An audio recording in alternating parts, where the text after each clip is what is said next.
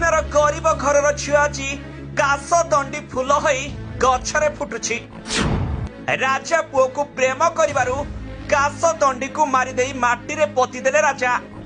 जानतु काश दंडी फूलर पूर्व जन्म ओ तार दुखद प्रेम कहानी। केवल दशहरा आसिले ही फुटी थाई काश दंडी फूल। शुणंतु अलौकिक कहानी। आज जो काशदंडी फूल को आपण रास्ता कड़े कि बिल हुड़ारे देखि आनंदित अनुभव करुछंती, सेई काशदंडी फूलर कहानी सुनिले आपण भी कांदी पकाइबे।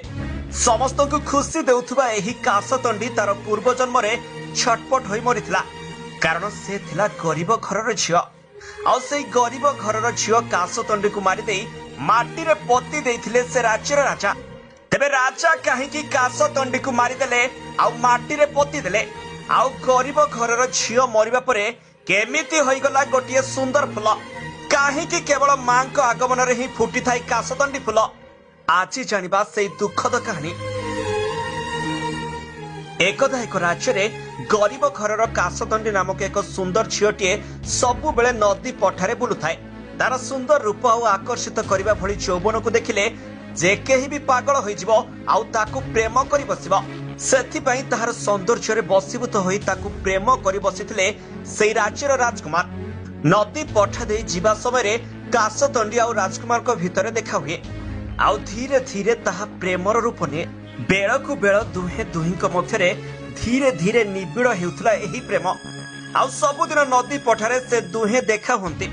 थरे एही खबर पहुंचिला सेई राज्यर राजांक पाखरे। काशदंडी परी गरीब ओ छोट जातिर झियोटी को निजर बहु भाव ग्रहण करने राजा जमा राजी नथांती। आउ राजकुमार को बारंबार मना करबा परे से काशदंडी को भूली पारंती नहीं। आउ काशदंडी को विवाह करबा पई दाबी करंती राजकुमार। परे तांकर सेई जिद्दी आगरे क्रोधित होई पड़ंती राजा। नदी पठारु काशदंडी पाखरु राजकुमार को दूरे आनिले भी राजकुमार पुणी थरे काशदंडी पाखकु पळाई जांती। तेणु राजा सबु दिन ये प्रेम कहानी को समाप्त करिवार निष्पत्ति नेले। हठात दिने राजकुमार और काशदंडी प्रेम रे माड़ी आसिला कला बादल। राजांक आदेश रे नदी पठारे पहुंचिले सैन्य सामंत। दुही को अलगा करबा सह राजकुमार को आखि आगरे काशदंडी को जीवंता पोती देले सैन्य। आउ छटपट होई राजकुमार आगरे जीवन हारिले काशदंडी। परे छाती फटाई चित्कार करी कांदुथुबा राजकुमार को शेष समय रे कथा देइथिला काशदंडी।